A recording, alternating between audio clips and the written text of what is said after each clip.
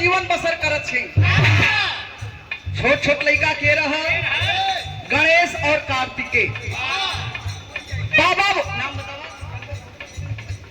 हाँ तो नाम बताओ यार, पैसा सब देते नहीं। मरई में बैठल यही बाबा भोलेनाथ छान फूक के पहुंचल देखले का कि माता पार्वती जी भरुका नियर मुंह फुलाई के बैठल यही।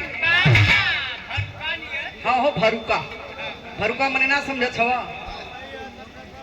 जवन परैया कहल जला, जौरुआ पियल जला ना, वही देवरिया जिला में चल जीवा तो ओके परई ना कहल जला, ओके भरुका कहल जला। वैसे ही मुंह बनाए के बैठल है।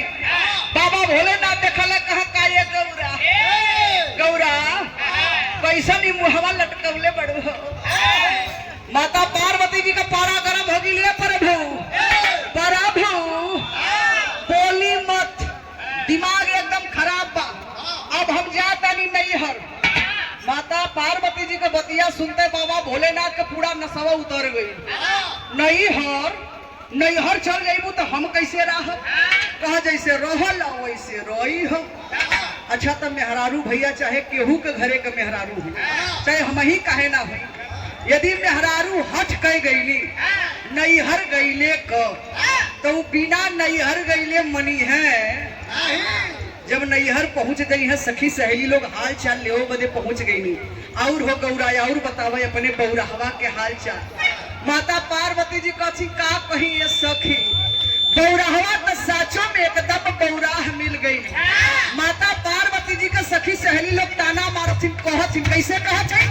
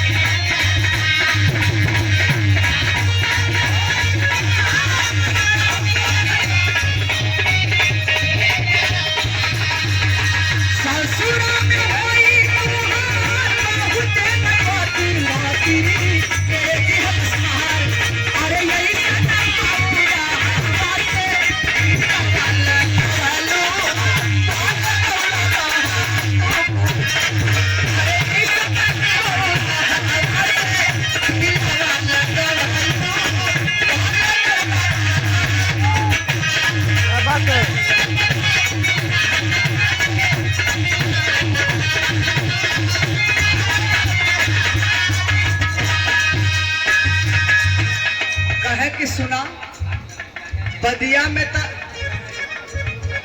बदवा में तो कुल ठीक ठाक हो गिल रहा, कैसन कुल बड़ा एंड बंड संड हो गई। दया यादव नोनार के धरती से भाई पैसा दिया उलटिया बस ये 20 रुपया दिलन और हमारे फजीहत दिया ये आपके ओर से 50 रुपया माला दिलन। बहुत बहुत प्रणाम। का इनके रहे हाला हुए तूनी या के मालिक यारे तूनी या के मालिक लागे